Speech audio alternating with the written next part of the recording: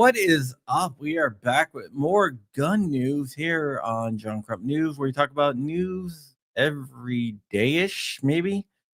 Rich will be joining us in a second, but let's go ahead and roll that intro.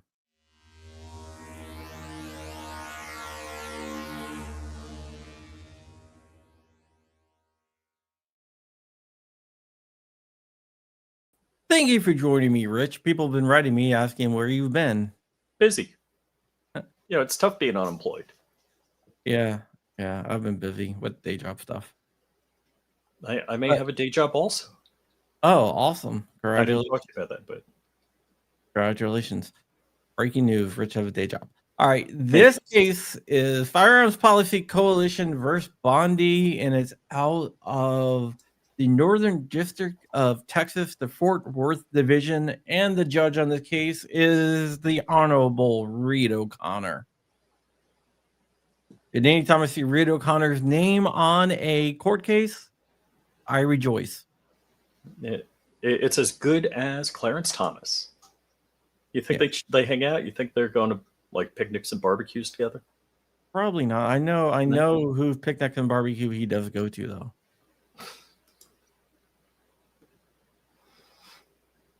Although I've never been to a barbecue where he's been at. All right. Yeah, my aunt is Clarence Thomas's neighbor, and they barbecue sometime. Even though I haven't been over there for that, but whatever. All right. So both this deals with the banning of guns in post offices. Short, to the point. Both the plaintiff and defendants both filed for motion of summary judgment. The DOJ and the DOJ had their motion for summary judgment denied, and the plaintiffs had their motion for summary judgment granted. This is on the merits of the case, so this is a little bit better. So let's go ahead and read through this. It's only 17 pages, so it's relatively short. Some of their decisions can get up to hundreds of pages. Okay, background. Post offices are a fixture in the routine lives of many Texans who rely on the Postal Service to, among other things, receive mail, process money orders, apply for passports. Despite this, individuals are barred from carrying firearms for self-defense in post office and on postal property by two provisions of federal law. All right, so it's going to go over the two provisions. We're not going to really even do this. Just go to the plaintiffs. But two provisions says, whatever. Plaintiffs are two Texas citizens, Gavin Pate and George Mandry, and two nonprofit membership associations, FPC and the SAF. Both individual plaintiffs and members of FPC and SAF are licensed to carry firearms in Texas and desire to carry their firearms for self-defense while visiting the post office, as opposed to leaving them in the car where they can be stolen. They refrained from doing so out of fear of violating the aforementioned provisions of federal law.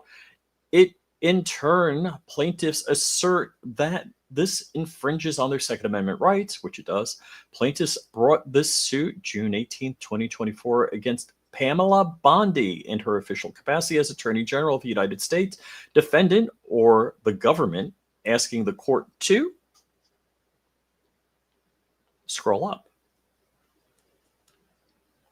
Enjoin enforcement of 18 U.S.C. 930A and 939 CFR 232.1 subsection 1 to the extent that they bar the possession and carriage of firearms in post offices and official property. Plaintiffs filed their motion for summary judgment on October 21st, 2024, and the government filed its combined motion for summary judgment in opposition to the plaintiff's motion for summary judgment on November 24th, 2024. Plaintiffs then filed their combined reply and response in opposition on December 18th, 2024. The government filed its reply, blah, nobody cares. We doing legal standard? Well, yeah, go ahead, do it. Okay, a movant is entitled to summary judgment if by the pleadings and evidence it can show that there is no genuine dispute as to any material fact, and the movant is entitled to judgment as a matter of law, cite whatever. Summary judgment is appropriate where the only issue before the court is a pure question of law. Great summary. And a Second Amendment challenge can be facial or as applied. United States. Let's talk about what that facial means. Like everything's being attacked. Like the law itself is facially unconstitutional, which means the law is banned. An as applied challenge is as applied to the movement, the people that are filing the lawsuit. The parties of the suit. To the parties that are parties to the lawsuit. So that could be in many cases that we've discussed here. It could be GOA members. It could be Cargill and GOA members. FPC members. Yeah, since this is their case. So okay, let's see. A Second Amendment challenge can be a facial or as applied. Blah. A facial challenge is the most difficult challenge to mount successfully because it requires the challenger to establish that no set of circumstances exist under which the challenged regulation would be valid. And they're talking Rahimi. An as applied challenge asks whether a law, though constitutional in some circumstances, is nonetheless unconstitutional as applied.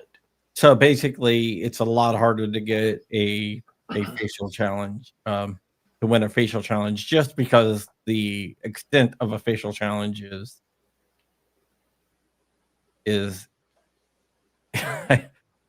wow. Nice. They're right. I'm not going to. That's pretty funny. Keep on going. Plaintiffs do not specify whether they are bringing a facial or as applied challenge. They only ask the court to find unconstitutional and join 18 U.S.C. 930A and 39 CFR 232.1, subsection 1, to the extent they bar possession and carriage of firearms in post office and on postal property. Because the regulations at issue cover more than just firearms, including explosives and other dangerous weapons, the court will evaluate the previous mentioned laws as applied to plaintiffs carrying firearms in ordinary post office. See New York State Pistol Rifle Association, the Bruen decision. Yeah, basically the judge doesn't want to touch, can you carry a pipe bomb into a post office, or is it a bearable arm? Is it a bearable arm, Crump? Come on. Yeah. All right. So the judge is based, but not that based. He says, well, he's not going to address that at all. He's not saying right, because that would clearly get appealed. A well-regulated militia being necessary to the security of a free state, the right of the people to keep and bear arms shall not be infringed. U.S. Constitutional Amendment 2. When evaluating the Second Amendment claims, courts must first determine whether the Second Amendment's plain text covers an individual conduct. Bruen. Constitution presumptively protects that conduct, and the government must demonstrate that the regulation is consistent with the nation's historical tradition of firearm regulation. Only if a firearm regulation is consistent with the nation's historical tradition may a court conclude that the individual, where did I lose? Individual's conduct falls outside the Second Amendment's unqualified command. I did that to stop you. Remember, I'm not going to go too much into the Bruen standard, but just brief overview, because I do this a lot. The courts consider people members of the people, or at least Americans, at least go beyond this, that are 18 years of age, which is the age of the majority. And then bearable arms are bearable arms. Guns, handguns, whatever, are bearable arms. And therefore, since the plaintiffs are part of the people and the arms are bearable, then their conduct is presumptively constitutional. And then it moves to the second state. The second step, where the burden falls on the state to prove that a law is consistent with the nation's tradition and history of firearms regulations. They do that by showing historical analogs from the founding era, which most people consider to be 1791, the ratification date of the Second Amendment, although some courts have made an argument that it's the ratification date of the 14th Amendment, 14th Amendment. 1868. Yeah. So keep on going. Massive middle finger. When determining whether the regulation is consistent with the nation's historical tradition, the appropriate analysis involves considering whether the challenged regulation is consistent with principles that underpin our regulatory tradition, Rahimi, while a modern regulation need not be a dead ringer, or a historical twin for regulations be at the founding, they must be analogous enough to pass constitutional muster. That was said in Rahimi, by the way. This involves asking both why and how a regulation burdens an individual's Second Amendment rights. If laws at the founding regulated firearm use to address particular problems, that will be a strong indicator that contemporary laws imposing similar restrictions for similar reasons are permissible. However, the law may fail to pass constitutional muster if it regulates arms bearing to an extent beyond what was done at the founding. But basically, you can go up to what they're doing at the founding, but you cannot cross that. The court determines that both 18 U.S.C. 930A and 39 CFR 232.1 Section 1 are inconsistent with the principles that underpins the nation's regulatory tradition. Thus, they are unconstitutional as applied to carrying firearms inside an ordinary post office or post office property. Now, as applied means, who does it apply to? As applied means it's going to apply to SAF members, FPC members, and the plaintiffs. I get to open carry in a post office. And you do too if you join one of these organizations. Yeah, I wouldn't want to fight that though. Because it's going to take a while before that doesn't get before people realize what this exactly says. And I mean, you'll get off, but I'll get arrested and screw up my day. Yeah, and might have to fight to get my firearm back. So don't go running to your post office today. Yeah, a lot of post offices try, they try to say that you weren't even allowed to have any guns on post office property, even if you. Well, I just throw mine in the middle of the street before I go in, and then pick it up later. Yeah, that's not post office or I'll dig a hole in a schoolyard. All right, let's keep on going. Generally, when the government regulates arms-bearing conduct, as when the government regulates other constitutional rights, it bears the burden to justify its regulation. Bruen. Here, the government asserts that under Bruen, plaintiffs bear the burden of rebutting the presumption that banning firearms in all government buildings is constitutional. The government misreads the law. They did, because it's the government's responsibility to prove after the plaintiff step one of Bruen is satisfied that they have to get a plaintiff. Step two. The reason why the government tried to do that, I believe, is because there is no historical analogs that they can use. In the District of Columbia versus Heller, and I like Dick, the Supreme Court made clear that the long-standing laws forbidding the carry of firearms in sensitive places such as schools and government buildings are valid restrictions on bearing arms. In McDonald versus Chicago, the court reiterated their holding did not cast doubt on such long-standing regulatory measures, including laws forbidding carrying firearms in sensitive places such as schools and government buildings. And if you don't mind scrolling up a little more, yeah. The government argues that Bruen reaffirmed sensitive places restrictions that There is a presumption that federal buildings are sensitive places. According to the government, contends that the burden should fall on the plaintiffs to rebut the presumption of constitutionally, and show that the post office and postal properties are non-sensitive. All right, stop right there. What the government's argument was that, hey, the post office is part of the government, which it is, but it kind of is an outlier. Isn't? Don't they have to have a constitutional amendment because the post office was mentioned in the Constitution to make it not a government agency, which they kind of did without a constitutional amendment? Yeah, it's kind of a gray area. It's a quasi-government agency. So, but this is incorrect as far as I understand. Bruen didn't say, "Hey, you can't make everything a sensitive place." Yeah, and they're gonna reference McWarry here, who is a channel watcher here.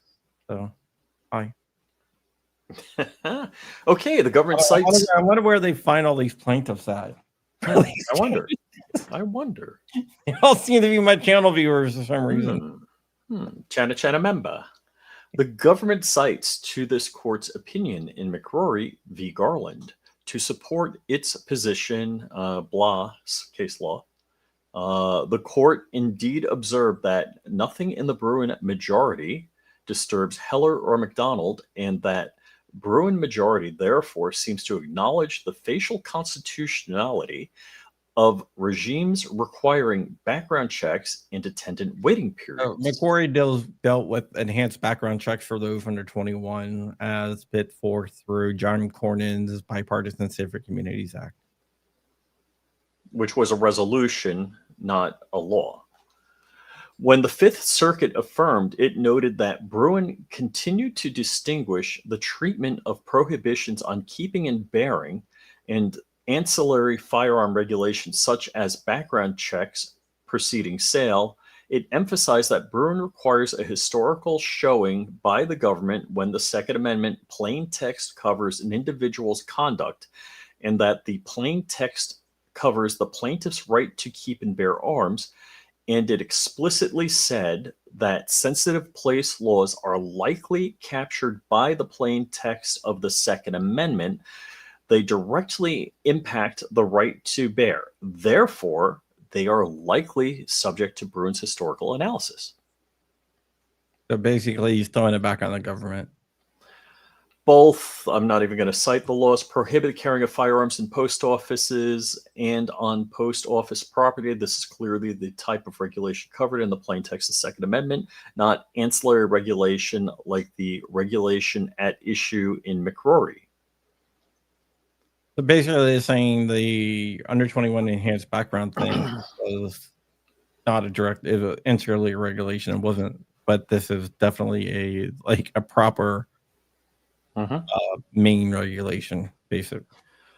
United States v. Alum, the Fifth Circuit further explored the constitutionality of sensitive place restrictions. In Allen, the constitutionality of a statute that prohibited both possession of a firearm on school grounds and within a 1,000-foot buffer zone around school grounds was at issue, although school grounds and government buildings are quintessential examples of sensitive places. According to Heller, the Fifth Circuit determined that the Second Amendment's plain text covers the defendant's conduct keeping a rifle in his car ostensibly for self-defense, and thus a Bruen analysis is required. The Fifth Circuit ultimately found the law constitutional only because it was consistent with the principles that underpin the regulatory tradition at 3 ID 300, whatever. In a footnote, the circuit explained that it did not need to address the sensitive place doctrine to resolve Allman, and reiterated McRory's assertion that sensitive place laws are likely subject to Bruen historical analysis. Considering Fifth Circuit's rationale in McRory and Allman, and because 930 blah target the keeping and bearing of arms, the court finds that the government burden shifting argument is incorrect. Accordingly, because possessing a firearm for self-defense within a post office or on post office property is an activity that falls within the plain text of the Second Amendment.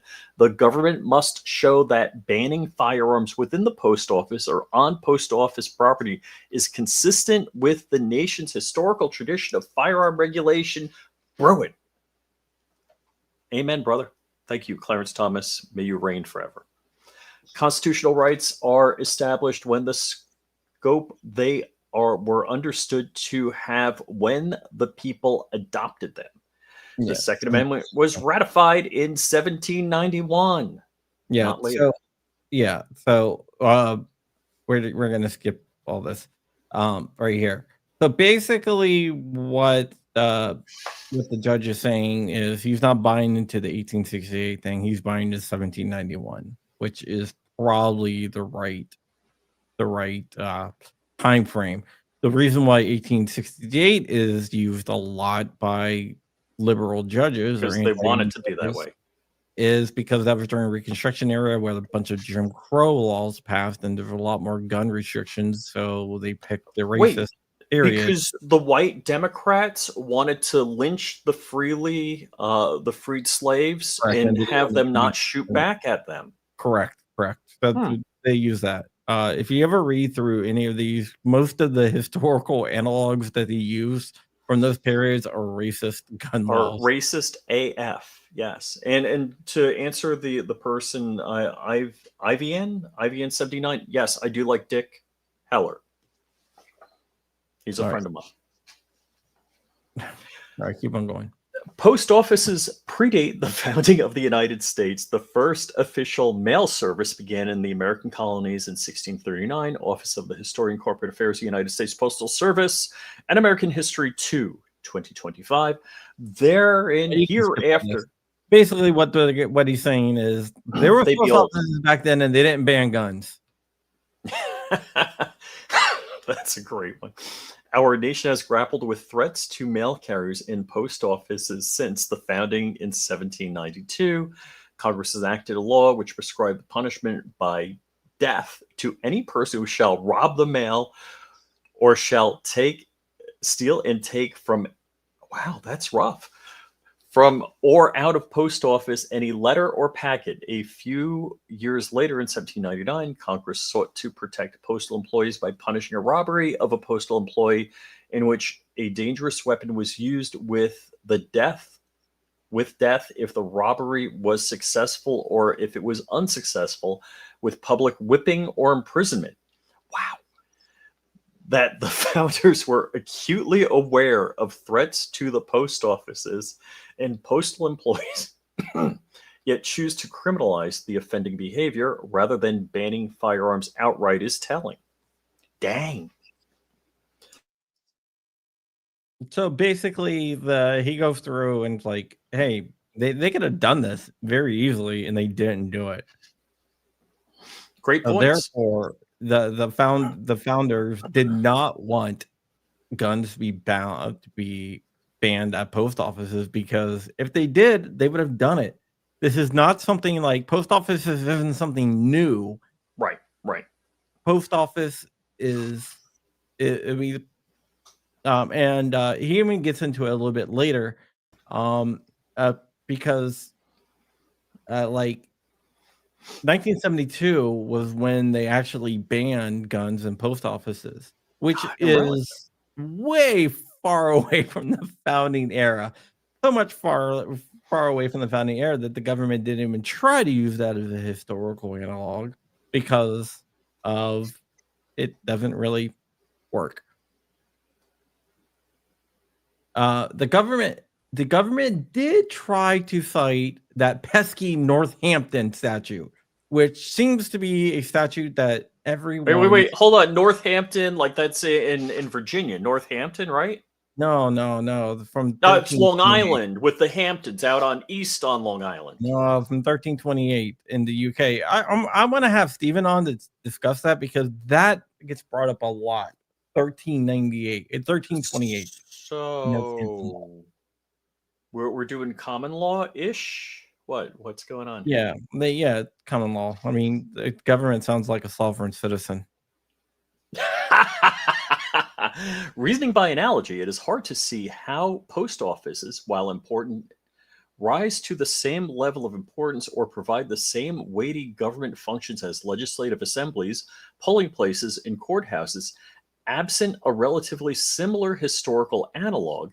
It is hard to envision that the founders would countenance, or in other words, consider banning firearms in the post office, particularly because they did not do so themselves. Thus, the government has not carried its burden.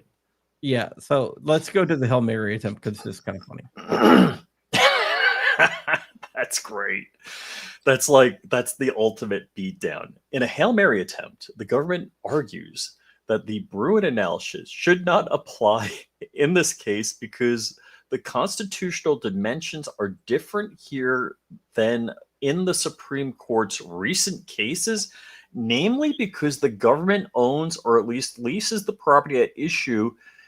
It is insulated from the Second Amendment requirements by the Constitution's property clause and post office clause.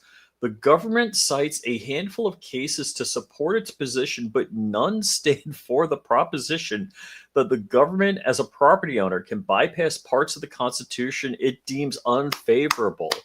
I guess you don't have free speech either at a post office. What they try to argue basically is, hey, yeah, we're the government, but we're going to pretend like we're the private owners, like this is private business. We're just the owner of the private business. Therefore, private businesses can ban guns if they want, and we're going to just be a private business and ban guns. And the court said, yeah, that's not how it works. Wow. This is congruent with Bruen's affirmation that the Second Amendment is not a second-class right. Amen, brother. Thank you, Clarence Thomas. A recent Third Circuit opinion recognized the same, holding that firearms restrictions affecting government property are subject to the same historical inquiry as other firearms regulations rather than a categorical carve-out. Coons versus Attorney General of New Jersey. The government cites one almost compelling Fifth Circuit case, which could be read to suggest that the property clause excuses firearm regulations under the Second Amendment. See whoever, but Dorson is an as unpublished pre-Bruen decision that was ultimately decided on the interest balancing grounds, a practice specifically repudiated by Bruen. Thank you, Thomas. Yeah, so you can't use interest balancing. So they were trying to use a case. We're going to skip the rest. They got smacked around hard. They were trying to use a case that was pre-Bruen that was decided on interest balancing, which is not allowed under Bruen. So yeah. So basically, they grant the motion for summary judgment for the plaintiffs and tell the government to go pound sand. Is there a stay on this for X amount of days? Let's read through. Okay. Remedy, having found in favor of the plaintiffs on the merits, the court must finally consider the proper remedy. Plaintiffs seek a declaration that 18 U.S.C. blah and 39 CFR blah are unconstitutional as applied to carrying firearms in the post office or on post office property, and a permanent injunction enjoining the government enforcing blah against the plaintiffs or their members with respect to the possession or carrying of firearms in post offices or on post office property, because plaintiffs have agreed to limit their relief to ordinary post offices not located in restricted areas like military bases or where the government provides armed security. The court likewise limits its remedies to ordinary post office declaratory relief. Plaintiffs are entitled to declaratory relief in this case under the declaratory relief judgment. A federal court may declare that the rights and other legal retaliations of any interest party seeking such declaration, whether or not further relief could be sought, USC blah, any such declaration shall have the force and effect of a final judgment or decree and shall be reviewable as such The declaratory judgment in this act, an act enabling an act is enabling act or whatever, which confers discretion on the courts rather than an absolute right upon the litigant, and citing case law. And the existence of another adequate remedy, such as vacatur of injunction, does not preclude declaratory judgment that this is otherwise appropriate. Thus, the court declares that 39 CFR blah is unconstitutional under the Second Amendment with respect to the plaintiffs and their members' possession and carrying of firearms inside of an ordinary United States post office or the surrounding post office property. An ordinary post office of the United States, defined as the United States Post Office, not located inside a military base, restricted access area, or federally owned or leased building, housing, government functions other than post office, in which carrying a firearm would otherwise be prohibited. 18 U.S.C. blah is unconstitutional under the Second Amendment, which, with respect to plaintiffs and their members' possession carrying firearms, same as the other thing, so we'll just keep going, in permanent injunctive relief. Plaintiffs are entitled permanent injunctive relief. A permanent injunction is a proper when plaintiffs prevails on the merits. There is no adequate remedy at law for the plaintiff's otherwise irreparable injury. The balance of harms favors the plaintiffs. An injunction would serve the public interest. And cite some case law. As explained earlier, this order plaintiffs satisfy the first requirement because they succeed on the merits of their Second Amendment claims. Regarding the remaining injunction factors, plaintiffs are suffering and will continue to suffer irreparable harm due to credible threats of enforcement, compliance costs, and chilling of constitutional rights. Likewise, the balance of the inequities and the public interest factors are the plaintiff's favor, and the government has not identified concrete injuries to counterbalance real harms facing plaintiffs, and there is no public interest in unlawful government action, skipping case law. Accordingly, having considered the arguments, evidence, and relevant law, the court holds that the relevant factors weigh in favor of entering a permanent injunction. Yes. Because plaintiffs carry their burden as to each of the permanent injunction factors. The court next addresses the scope of the injunction. When ordering equitable relief, the court is obligated to state specifically and reasonable detail the act or acts restrained or required under the injunction, skipping case law, the extent of the violation established, more case law, should be crafted to provide complete relief to the plaintiffs, and Mock v. Garland, case law. At the same time, the injunction should be no more burdensome to the defendant than necessary to provide complete relief to the plaintiffs, and it must be tailored to redress plaintiff's particular injury. Therefore, the court determines that the injunction focused on enforcement and implementation remains necessary to wholly redress the plaintiff's injuries. Here, declaratory relief is not enough without the additional protection that follows from the clarity. Could you scroll up, please? You scrolled the wrong way. Oh. Of permanent injunctive relief specified below. Thus, the court enjoins the government from the following actions against plaintiffs: interpreting or enforcing 39 CFR blah, these two laws that prohibited the plaintiffs and their members' possession from carrying firearms inside an ordinary USPS, postal property, or an ordinary post office, defined as post office. We already went through that. So yeah, you can't do these things. Conclusion: for the foregoing reasons, plaintiff's motion of summary judgment granted. Defendant's motion for summary judgment denied. So ordered. Signed, Reed O'Connor, Chief United States District Judge. So you can. Is this immediate? Yes. If you're a member of FPC or SAF, you can open carry, but law enforcement probably don't know about the decision quite yet. Yeah, that's just like, so in Florida, a case came out a couple of weeks ago, and it's like, hey, you can open carry in Florida. The AG has sent letters to all law enforcement agencies letting them know you can open carry in Florida, but it was official on the 25th, which I still have a case against the state of Florida, which hasn't been mooted. So I hope it doesn't get mooted. I hope it doesn't get mooted. It'd be fun to be part of that, like Dick Heller, because I like Dick. Well, okay.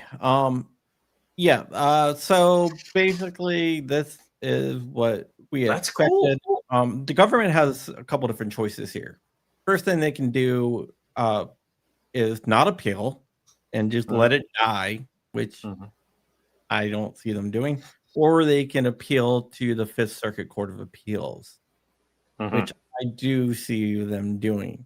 I don't think that the Fifth Circuit is going to fine for the government just because of what the Fifth Circuit does. But if it does get a Fifth Circuit, if they do appeal, it will go to a 3-judge panel. And I don't think there's any 3-judge panel from the Fifth Circuit that's going to fine for the federal government in this. But who knows what the court's going to do. Then after that, they can go en banc, which is the full bench, or they can go directly to SCOTUS through a writ of certiorari. En banc means the full bench will hear the case, and that means that the panel decision would be vacated, like it never happened. But it has to get to that panel decision. What the government can also do is they can ask for an administrative stay, an emergency administrative stay on the ruling, because right now the law is dead. To as applied to members of the organizations named. Which means you could mistakenly be arrested and have a freaking hard day and get your gun confiscated, have to fight to get it back and go to court. So probably good idea not to do it yet until the memo goes out. And if it goes out by mail, it might be a while. But what they can do is they can ask for an administrative stay, an emergency administrative stay on the ruling, which would basically hold it up until the circuit court could review it. Now they could ask for that, and I could think they probably will ask for that. I don't think that the Fifth Circuit is going to grant that, although that they could. But I just don't see that happening. Now, would that go to Reed O'Connor? Would that be for him to say yay or nay on? Well, they can go directly. They can go to him and ask for him to stay his decision, or they can go to the circuit court. I don't think he's going to stay his decision, though. So this is interesting because this is some hot topic in Florida. Places can put up no firearms, allowed in their business. Technically, the sign doesn't mean anything. They can ask you to leave, and if you don't leave, then that's armed trespass, and that's a felony. That's a bad thing. So I guess the post offices can't have any no gun signs because they can take it down. They don't have to take it down right now because it's only as applied to. So historically, that's something that crossed my mind while I was reading it. What has happened in as applied cases to classes of people, meaning like GOA members, SAF members, FPC members, that kind of thing. Because these organizations do not share their membership list, they're not compelled to do so. I was about to go there. An officer can't clearly say, I'm arresting you because you may or may not be an FPC member. It's on the honor system. So it's effectively, when it's a large class of people like this, effectively when it's a large class of people like this, it kind of means it applies to everybody. For example, the pistol brace thing only applied to GOA members originally. But because that's millions of people and GOA doesn't have to share their stuff, injunction de facto applied to everyone.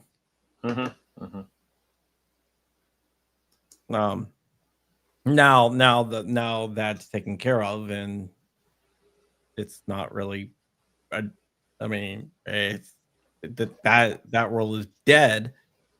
But originally, it applied to only JWay members. But since they couldn't determine who and who was not a JWay member, that Yeah, we don't smell different, so yeah, they couldn't really. They really couldn't enforce it, and they're not going to be able to enforce this either.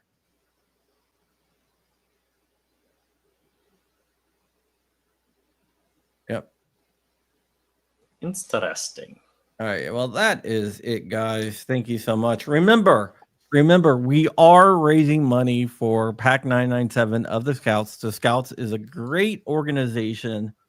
The Pack 997 is a conservative troop that pushes conservative pack that pushes American values. It's an all boys pack, really God focused, like religion focused. And we can use your help. Scouting is expensive, and your donation can help more kids learn about scouting from a conservative traditional pack. And it can help them develop life skills that they will use for the rest of their lives. And it would just help out anyone. And also, if you own a company, we can work out a sponsorship deal where 100% of the funds will go to scouting for whatever I bring in. And you get ad reads and everything else. So if you want to do that, just go to givesandgo/997. givesandgo.com/997 and donate some money today, and I'll love you a long time. And with that, I sent a message to Sierra sent a message to me today. I replied. So Nice. he's going to be out, as far as I know, early December. Yeah, that's what I'm hearing. I didn't know that. I thought that was a secret. I thought they wanted to announce it. Oh, did I blow it? I think you did. I don't think I did. I think you did. Uh-oh. Don't tell anyone. There's only 170 us here. I'm pretty sure you did, Rich. Ruh-roh. Thought Erica wanted to announce that on her channel, but okay. I thought she announced it weeks ago. Maybe she did. I don't know. All right, guys, that's it. See you guys later. Have a great day. Bye-bye. Bye-bye.